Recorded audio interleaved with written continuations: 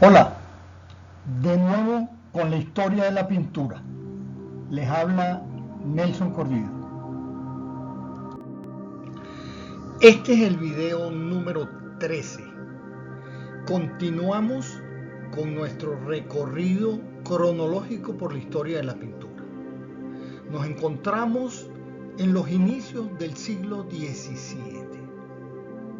En el video anterior comenzamos con el barroco, con dos obras maestras de Caravaggio: la Vocación de San Mateo y la Crucifixión de San Pedro. Si no vieron el video anterior, el número 12, pueden entrar en el enlace que les señala la flecha azul o buscarlo por YouTube. Historia de la pintura 12. En este video analizaremos otras dos obras extraordinarias de Caravaggio: la Cena de Emaús y el Éxtasis de la Magdalena. Y vamos a viajar de nuevo a Londres para analizar la siguiente pintura, que se encuentra en la Galería Nacional.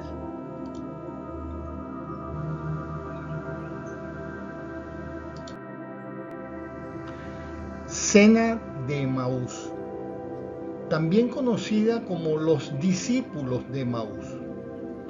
Es un óleo sobre lienzo pintado en 1601 por el artista italiano Michelangelo di Caravaggio, de quien hablamos bastante en el video anterior. Esta pintura tiene 140 centímetros de alto y 197 centímetros de ancho. Al igual que ocurrió con otras obras de Caravaggio, causó gran polémica por el realismo. Muestra a los discípulos sucios, harapientos, descuidados, y la figura de Cristo es regordeta, ligeramente femenina. La Iglesia se opuso a esa forma realista de tratar un tema religioso y lo consideró falta de decoro, lo que obligó al autor a pintar una nueva versión, esa que ven en pantalla, que se conserva en la Pinacoteca de Brera de Milán.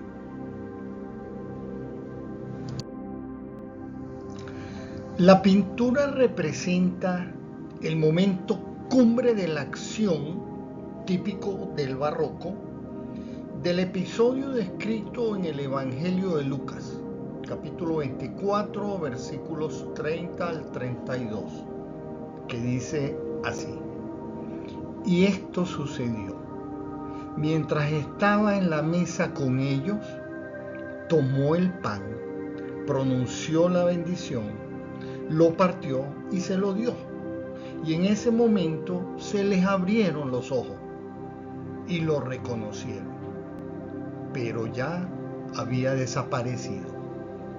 Entonces se dijeron el uno al otro: ¿no sentíamos arder nuestro corazón cuando nos hablaba en el camino y nos explicaba las Escrituras? Vemos a dos discípulos de Jesucristo, Cleofás a la izquierda y Santiago a la derecha, en el momento de reconocer al Cristo resucitado, un peregrino desconocido al que habían invitado a la cena. El cuadro representa el momento en el que Cristo bendice el pan, acto que forma parte del sacramento de la Eucaristía. Como San Marcos en capítulo 16, versículo 12, dice que Jesús se le apareció bajo distinta figura, Caravaggio le ha representado como un joven y no con barba en la edad de su crucifixión. Los dos discípulos muestran estupor. Cleofás comienza a levantarse de la silla y muestra en primer plano el codo doblado y la manga desgarrada. La postura de espaldas funciona asimismo como recurso para involucrar más directamente al espectador en la escena. Lleva ropas rotas. Por su parte, Santiago a la derecha, vestido de peregrino, con la concha marina sobre el pecho, el símbolo del camino de Santiago, alarga los brazos con un gesto que parece copiar simbólicamente la cruz. El único que no manifiesta emociones, porque no entiende lo que sucede, es el posadero, el que está de pie, cuya mirada se dirige a Jesús. Observen el detalle de la canasta de frutas, equilibrada precariamente en el borde de la mesa. Parece necesitar solo un ligero empujón para que se caiga y derrame su contenido en el piso de abajo. Y ese piso ya no es el piso de la imagen, es el piso real, en el mundo real, en nuestro propio espacio. Supongamos que usted está en la Galería Nacional, frente a la pintura, y enciende la audioguía. Esto es lo que escucharían. Entre las obras maestras del siglo XVII de la National Gallery, no puedes dejar de ver La Cena en Emaús, obra de Michelangelo Merisi, conocido como Caravaggio. Este lienzo pintado a principios del siglo XVII supone un momento de transición entre las obras juveniles, que a menudo retratan a jóvenes tocando o jugando a las cartas o bien personifican a Eros o Baco, y las de la madurez, caracterizadas por un estilo más áspero y oscuro. El cuadro representa un episodio narrado en el Evangelio de Lucas, según el cual, después de la resurrección, Jesús se revela a dos discípulos. Mientras Cleofás y un amigo se dirigen a Emaús, un pequeño pueblo a pocos kilómetros de Jerusalén, se une a ellos un peregrino desconocido. Poco después, durante la cena en una taberna, el viajero parte el pan pronunciando la plegaria de bendición, justo como la había hecho Cristo durante la última cena. Gracias a este gesto, los dos lo reconocen como el Salvador. Como puedes ver, Caravaggio elige representar exactamente el momento de la bendición, capturando la reacción estupefacta de los presentes. Los dos comensales no creen lo que ven sus ojos. El de la derecha extiende los brazos como para simular el acto de la crucifixión, mientras que el personaje de la izquierda, vuelto de espaldas, se agarra a los brazos de la silla con las manos, como si estuviera a punto de levantarse por la sorpresa. El codo de Cleofás y el brazo de su amigo, que lleva en el pecho la concha de Santiago, símbolo de los peregrinos que se dirigen a Compostela, parecen perforar la superficie del lienzo, casi involucrándote en el milagro. El único que no se ha dado cuenta de lo sucedido es el posadero, que permanece de pie mirando a Jesús, representado sin barba por Caravaggio. Con la luz procedente de la izquierda, puedes apreciar con claridad meridiana tanto a los personajes como la espléndida naturaleza muerta de la mesa. Todo parece tan realista que casi no te das cuenta del milagro. De hecho, la sombra que proyecta la cara del posadero debería oscurecer el rostro de Cristo, que en cambio está totalmente iluminado. Curiosidad. Entre la carne, las jarras y los trozos de pan destaca un cestillo de fruta, que recuerda al bodegón más famoso que se conserva en la Biblioteca Ambrosiana de Milán. También en este caso el recipiente sobresale de la mesa en un equilibrio precario, como si un toque tuyo pudiera dejarlo caer. Terminemos con la cena de Emaús para analizar nuestra siguiente obra, El éxtasis de la Magdalena.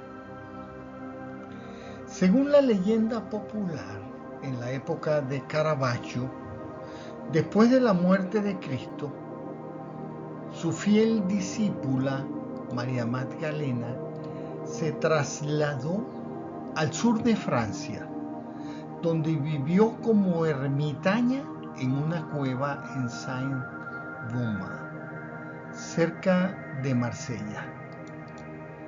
Allí fue llevada 7 veces al día por los ángeles a la presencia de Dios, donde escuchó con sus oídos corporales y terrenales las deliciosas armonías de los coros celestiales y entraba en éxtasis. De esto proviene la inspiración de Caravaggio para su pintura María Magdalena en éxtasis, un óleo sobre lienzo de 1606. La obra presenta una imagen de la Magdalena extasiada, es joven y bella y se reclina hacia atrás, abriendo la boca sin poder controlar su éxtasis.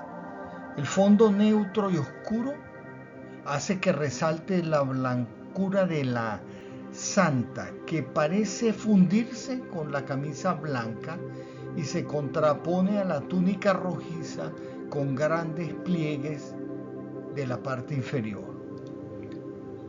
Sus manos se ciñen bajo el pecho, haciendo que resalte su vientre. Un vientre abultado que nos recuerda al de una mujer embarazada. Esta pintura estuvo extraviada después de la muerte del pintor hasta el año 2014. De esta pintura hay varias versiones. Sin embargo, una sola es auténtica. La historia es la siguiente. En el verano de 1610, después de años en el exilio, Caravaggio partió por mar de Nápoles a Roma. Viajaba tranquilo, pues el asesinato en el que se vio envuelto en Roma unos años antes, por lo cual estaba exiliado, parecía perdonado. Llevaba algunos cuadros con él para ganarse el favor de su gran mentor, el cardenal Scipione Borghese, entre ellos un San Juan Bautista y una María Magdalena en éxtasis. Nada podía ir mal. Por fin regresaba al espacio artístico romano, donde algunas de las familias más importantes de su época, los Gonzaga, los Doria, lo querían de vuelta. En esos momentos, Caravaggio era considerado uno de los mejores pintores de Italia y los encargos abundaban. El barco hizo escala en un pequeño puerto cercano a la desembocadura del río Tíber, y allí por error fue encarcelado al ser confundido con otra persona. Para escapar tuvo que pagar una enorme suma de dinero. Pero la embarcación con sus cuadros ya había partido. Desesperado, Caravaggio trató de alcanzar el barco dirigiéndose por tierra a la próxima escala, pero murió en el camino sin recuperar sus pinturas por una infección adquirida en alguna de sus riñas. Las obras que éste llevaba consigo acabaron en las manos de Constanza de Colonna, marquesa amiga de Caravaggio, que vivía en Nápoles, y fue la encargada de cuidar de ellas a la espera de devolvérselas al cardenal. La misión, evidentemente, no dio los resultados esperados. El San Juan, que hoy todavía se expone en la Galería Borghese, sí llegó al destino final. La Magdalena desapareció.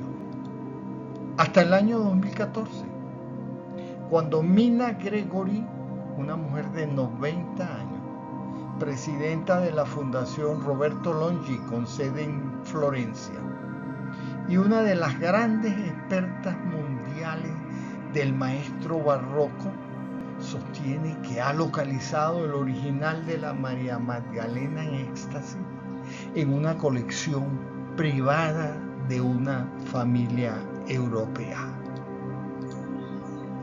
Detrás de la tela hay una nota, y la familia dueña del lienzo le pidió a la experta ayuda para traducirlo y sobre todo situarlo en su contexto. Los propietarios ya tenían sus sospechas de que tal vez Caravaggio andaba tras esa tela.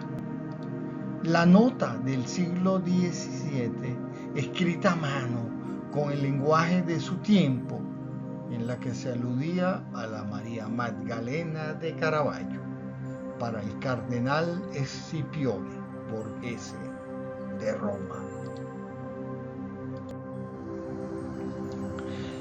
María Magdalena en éxtasis fue mostrada al público en Tokio en febrero del 2016 por primera vez en el Museo Nacional de Arte Occidental. El cuadro, a pesar de que era de 1606, era conocido previamente solo a través de copias realizadas por seguidores del artista. Vamos a analizar Judith y su doncella de Artemisia Gentileschi y El aguador de Sevilla de Diego Velázquez. Pero eso será en el próximo video, la historia de la pintura número 14. Porque esto se terminó.